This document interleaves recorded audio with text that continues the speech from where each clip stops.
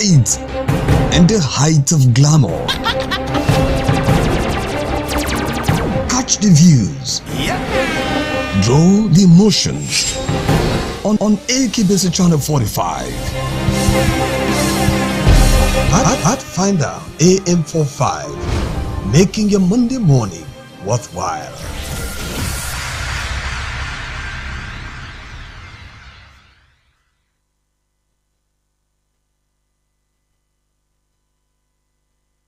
Pathfinder TV show every Monday morning 9 a.m. on AKBC Channel 45. Pathfinder TV show. Pathfinder TV show. Market survey, capacity building. Pathfinder TV show. Making your Monday morning worthwhile. Okay, so good to know you are there watching the program. I told you today is going to be very impactful. In fact, I'm always happy when I delve into this area I want to talk about now. You know, I believe so much in people with disability.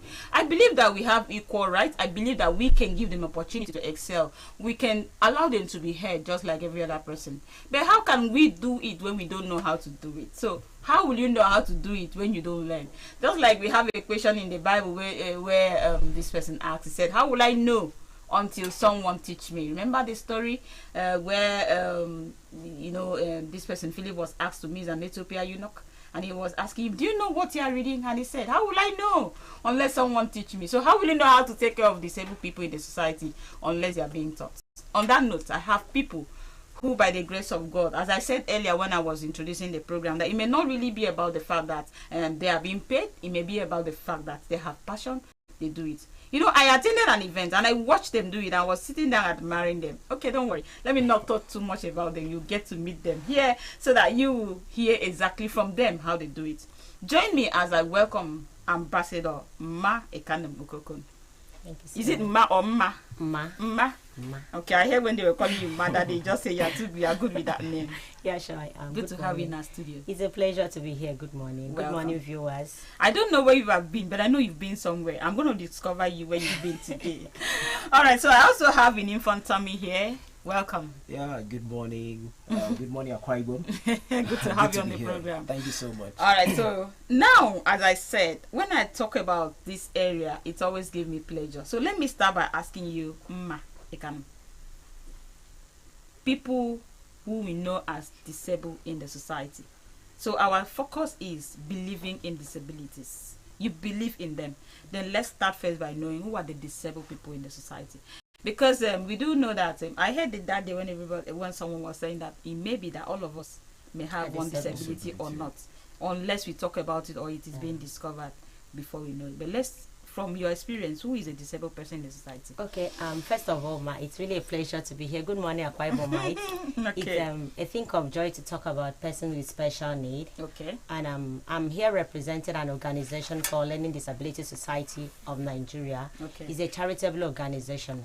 The vision of my president was basically to create a safe space for young people and children with developmental disability and learning disabilities.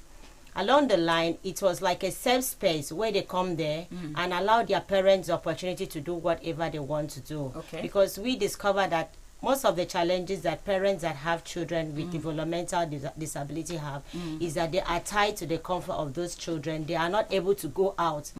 And sometimes when they are being given opportunity to go to school, the normal school, they are being discriminated upon. Okay. So my president, Mrs. Ima Bongwetemono, felt it was the right thing for her to create a safe space. It's a safe space for them to come and learn. So it started from a safe space.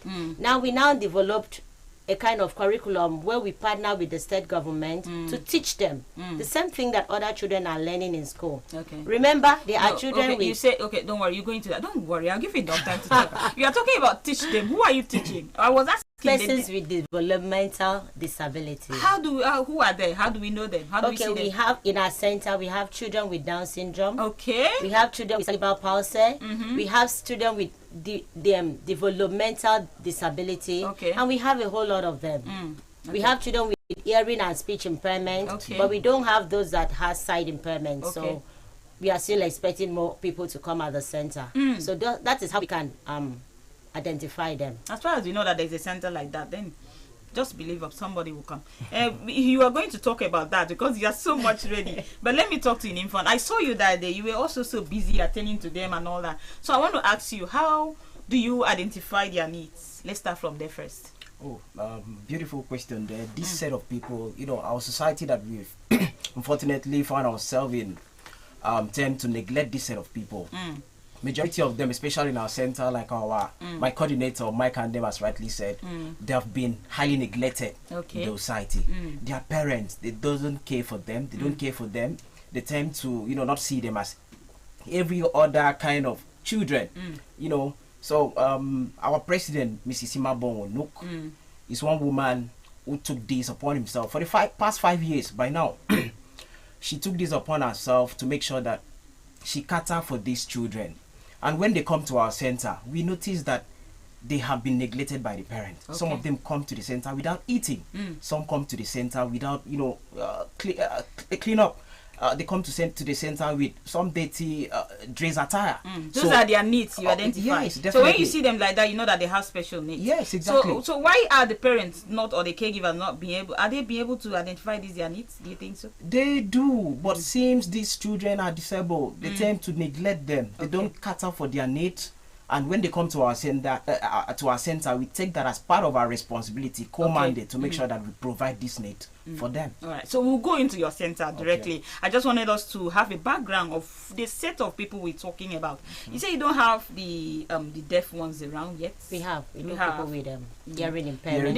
I didn't hear you include albinism. Those at center we don't have albinism, but that event you saw, we collaborated with them. It was a collaboration with Advocacy for Persons with Albinism Network. So you now discover that those kind of people they can just come there too. Yes, they can come there too. All right, now let's go to the center. I just wanted us to have when we talk about the center, what exactly should we believe when we say the center coming there? What are we coming to see first? Okay, the first thing you are coming to see at our center is love. Because the truth is that what we do is purely a charitable thing, it's a humanitarian thing. So if you don't have love, they sense it. The learners that come, they understand who loves them. And if you don't love them, they will not come nearer to you, they will run. So when you come to our center, the first thing is love. The next thing is patience. You have to be patient for you to be able to teach young people with learning disabilities. And this is the challenge the parents don't understand. Sometimes we had a parents-teachers interactive section where the parents come and said, I don't know what you people do here. And by the time the children come to the house, I said, Ma, we don't have that problem here.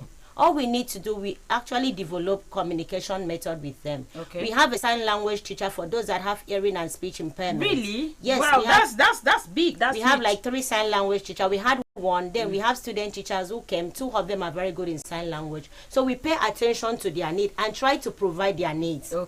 Children and young people with disability knows who loves them. If you don't love them, they will actually revolt. They have feelings. They are human, irrespective of the fact that they have one disability or the other. They have feelings. You know, they grow. They have emotions. And possibly I could love to share experience of a young woman. Please go ahead. Go ahead. Who we went. In fact, the mother came, discovered our center, came and registered her. So she was very excited that she have heard about the center, but she didn't know where it was. She finally came, registered her like today. Tomorrow was when she was supposed to bring the child to school. She refused. She's about 21 years old. Wow. And I think if you were there, the mother came to talk. I gave her the microphone to talk.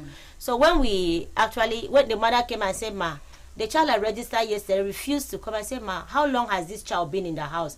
She said the child has been in the house for many years, that she was in the special education center. She now withdrew. I said, but you did the wrong thing. Why would you take her to the house? And at a point, Ma, this child become very aggressive. She revolts. She tear off her clothes. The day we went to pick up, the mother said she doesn't have any clothes. She spoiled things in the house because she has gone into depression. They have feelings. And it's quite important for parents to discover that these young children, irrespective of their disability, they are special children. You treat them as special children. You don't treat them the way you treat other children. Okay. So by the time we went, I told her, no problem. Thank God our driver was. I said, driver, let's go. We went. It took us close to an hour to convince this young woman to come out of the gate of the house. I now ask the mother, "Ma, do you take this child out of there?" She said she doesn't go anywhere. Even when you have a maid, attach her with the maid. Let her go out and learn how to interact with people. Let her go buy some few things, buy oil, buy biscuit, at least something.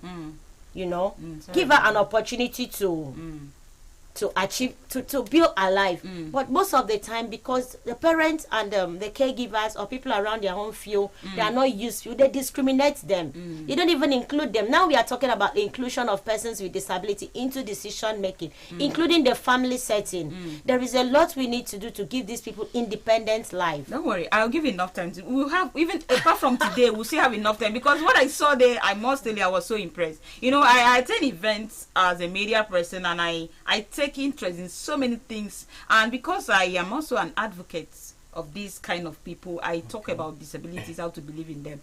That was the most important reason I took interest. Now let me come to you, Nimfon. He had just mentioned like that experience of that young girl and how the mother came out. Do you have other experiences like that where we can share? Exactly, I do. One, I think, is one of the popular learner we have in our center named God's Will. This particular boy, the mom, the last PTA meeting we had with the parents, the mom shared an experience that this boy, anytime she will want him to be in the house and do house chores, he will always want to come to the center. This is as a result of what we are doing at the center. Like my coordinator rightly said, first, love. This set of people, if you don't show them love, definitely you can't have their attention. The basic thing that they understand is love. The only language they understand is love. Love in your action, love in your utterances, love in the way you treat them. They understand love. So God's will always tell the mother that you want to come to the center. You want to come to the center. You want to come to the center. The day that the mom won't allow him to come to the center, God's will will be very, very stubborn. Very, very stubborn in the house. So now we've empowered these people in so many angles. We've empowered them psychologically, we've empowered them emotionally, we've empowered them with skills. Currently we are running 3 different kinds of skills in our center. We do hair making, bead making, and painting, art and crafts too. So God's will in particular has been our best artist in the angle of art and craft. Okay, so that's how you discovered your talent. Yes. Because that day I also saw some displays. So I know that it's not all of them that are good in one way or the other. Yeah, definitely. Please still tell us more how you are able to manage their, let me say, their actions, how you're able to manage, because they are going to throw a lot of tantrums, which I know. At least I saw it that day, and I was seeing them when they say, come and sing, this one will just even not mind you.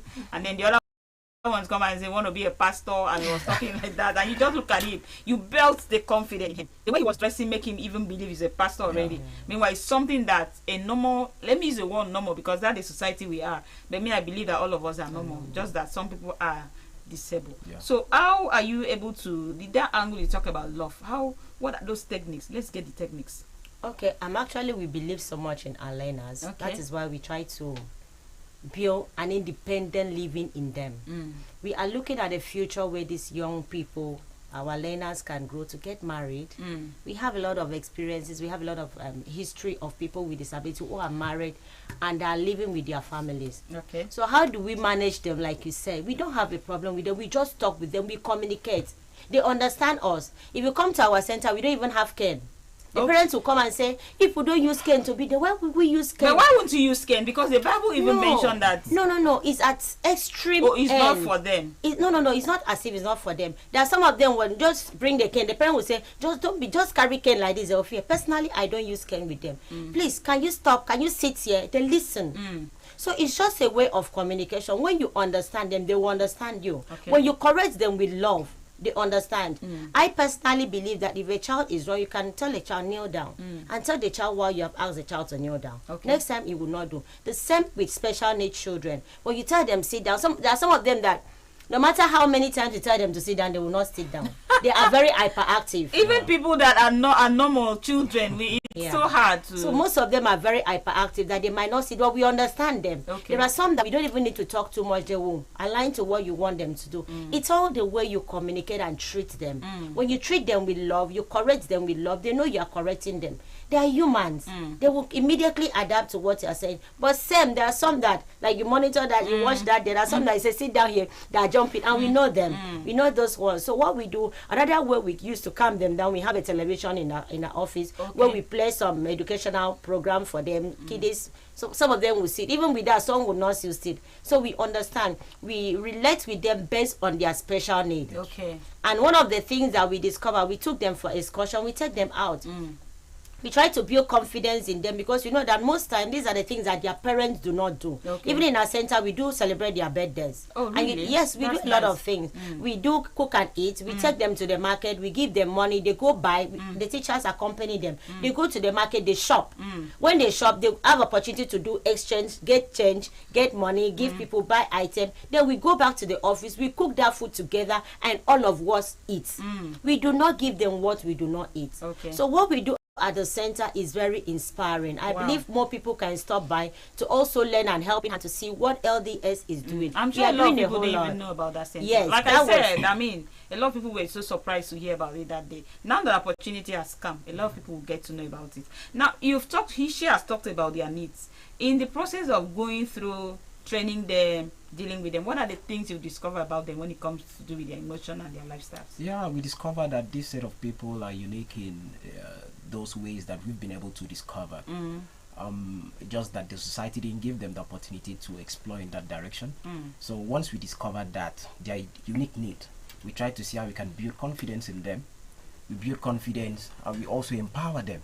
So far, in our 5 years in existence in Akwa Ibom State, we've empowered over 45 numbers of them. Really? Currently, yes. That's nice. The record is there. Okay. So we've empowered this set of people. What do you mean by empowered? Like giving them opportunity to learn? Once we empower them with those skills. Oh, the skills. Yes. So they go learn. Yes, once they're done. They're done. Yeah, we empower them financially. About 5 of them in the record. Okay. That we've empowered them with cash to start up. Yes. Okay. So once we discover their unique need, we try to see how we can build that confidence, empower them financially, try to talk with the parent that this set of people can create something meaningful and add to the growth of the society at large. Okay. Yes. All right. He's talking about empowering their. I'm still looking at that their needs, that their actions, how they display, what they do. I mean, some of them may have irritating behaviors that may seem to put some of the teachers, or let's say the trainers, off. Okay. Yes. So let's talk more about the first thing we do before we bring you into LDS. We have to make you know our community, the people we provide for. Okay. So if we look at it, we also evaluate. We don't employ anyone. Okay. Because I tell people there are people that are not passionate about humanitarian work. You know, there are people that work for money. I don't work for money. I was talking to the SA, I think last night or 2 nights ago. I told her what drives me is just the passion for humanity. Okay. It's not if they gain fine.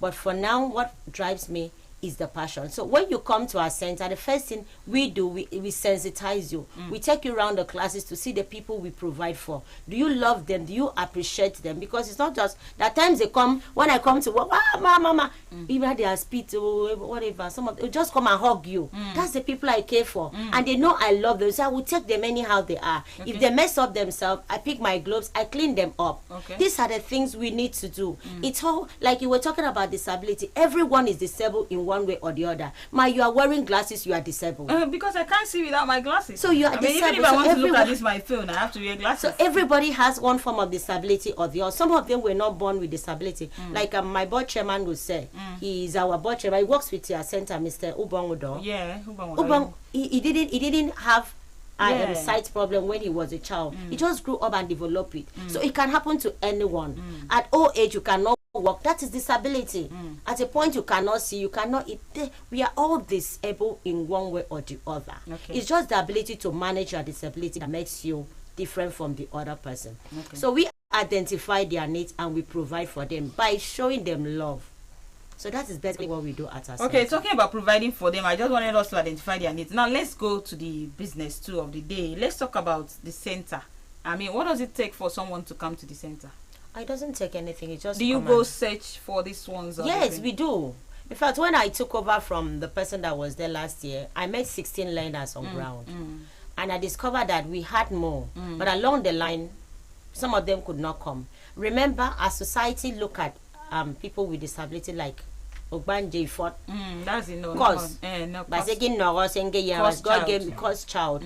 So we take out time, and what I did was to look at the contact of the persons we had, the parents that could not come, and we discovered that some could not come as a result of transportation. Okay.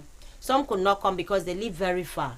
So how do we identify their needs? We had to look for a way to provide logistics where they come. There are some learners that come all the way from Ibesipo. We had one that come from Ibesipo, Ubon. He threats because he loved coming to the center. We had to go and interview the father. Why is Ubon not coming? He said because of transportation, he couldn't afford it. So all we need to do is to identify. So by the time I discovered that some of our learners were coming and they stopped coming, I put a call across to the parents. Some that we could still help, we had to provide logistics for them. We picked them up from their home and return them every day.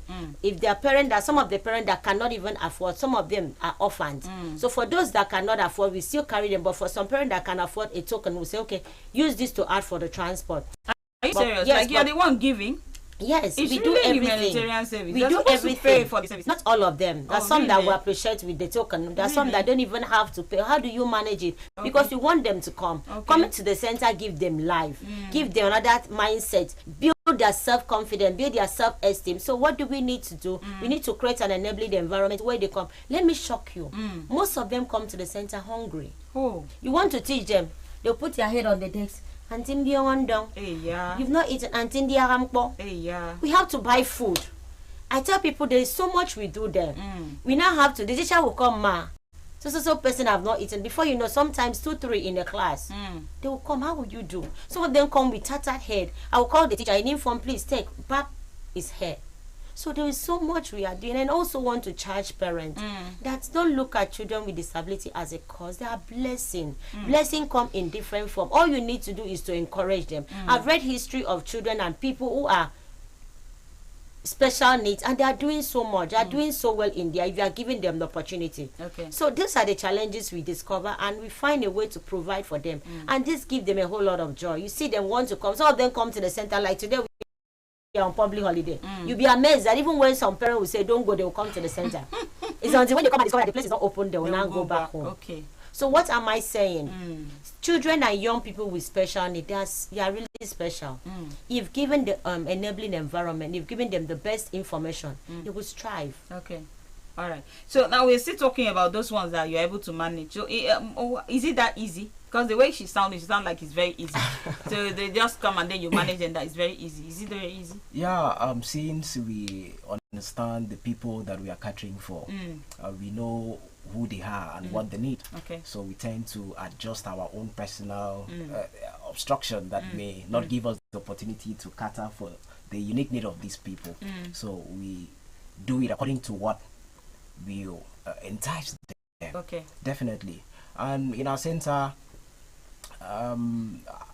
is a non-governmental organization. That I know. Yes, catering for the unique need of person with disability, and our target is 500 young persons in Akwa Ibom State. 500. 500. That's our target. Okay. And so far, day to day, we are drawing closer to that target. We are working very hard to make sure that we reach that with target. What I saw that day, I can't believe. I will believe it. Even we resume, we run educational activities. We partner with the Ministry of Education, so we also run like an educational. We'll have enough time. I will give you opportunity to come again because we'll talk about all that. We want to know the your activities. We want to know the curriculum. How you teach them, because you just say you teach them. Yeah. So when somebody is listening to how you teach them, they wonder, what do you teach them? What do you teach someone that will just come and sit in the class and do like this? Like I saw that day, and there's a particular girl that was that very she was just sitting and she was jumping. Then she's very intelligent. Very, very. Let me shock you about Bless. Okay. You give her something to write. She will write and write and write and stop. But you give her a phone. She has a phone. The parents provide her with a phone. Okay, that's lovely. And some educational program has been downloaded. She go to the app. You see her start punching those things. What does it tell you? It tells you that she might not be good in this writing. She might not be, but it's something she's good at. So it's not left for the caregivers and the parent to look at what is this child's strength. Okay. Like you were asking, we have 3 different classes for them. We divide them into classes depending on their disability and their level of understanding. We have the nursery class where young people that does not know how to speak fall into that category. We have the primary section where some of them fall into from primary 1 to 3, you know, and we have the advanced class. The advanced class is where we have the people like Goswell, he mentioned, all those other bigger people with hearing and speech impairment. They understand. We had taken them for common entrance and they wrote and they passed. Really? Yeah. Yes. Wow, that's nice. So this common entrance that is coming up again, some of them are also writing. We register 11 of them. Oh, that's nice. So we are not only building their entrepreneurial skill, we are not building their vocational skill alone. We are also building them because it will be absurd for them to finish school. They don't know how to communicate, to exchange money. So we look at educational. We use the state government curriculum in teaching them. I think last 3 months when school resumed, the Ministry of Education gave us some materials, some educational material for them, while we buy some to build up. So we are not just doing this on our own. We follow the state government curriculum. Whatever the state government is doing in terms of education is exactly what we are doing. But what people and parents tend not to understand is that these are people with learning disabilities. You don't speed up their learning, you take time. The result you teach them today and come back and ask them what you taught them yesterday, they will not they'll forget. So you have to, each day you come to teach them, you run a revision of what you taught them the previous day. By so doing, they are slow learners, they will learn. And you might think they don't understand. You ask them questions. Some of them they have one in our center, and Sika cannot write very well, but if you ask Sika to say what you have taught him yesterday, computer, it will tell you word by word. Yeah, that's nice. But the parents will now say, and you I say, ma, he has a strength. So we work more on their strength and leave their weaknesses. There are some that while we even had to introduce skill making in bid, we took them for an excursion we partner with Ima Bridge. We don't do this alone. We don't do this in isolation. We partner. So we have partnership with Ima Bridge Medical Center where we took them there. The physiotherapists that attended to us took time to explain each of their unique need. And like people with cerebral palsy, with this and that, this is how you should group them.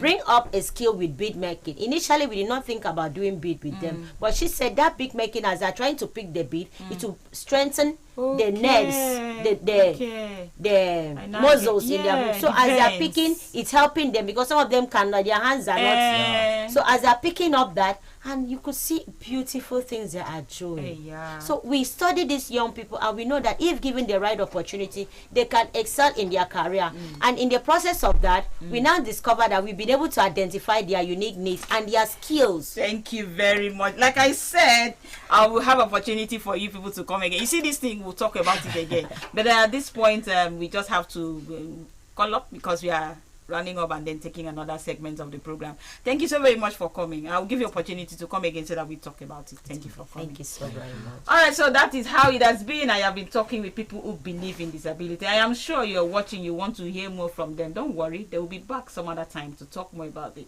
All what you need to do is believe in any child that you have that is disabled, and then the world will be a better place for you and I. Thank you for being there.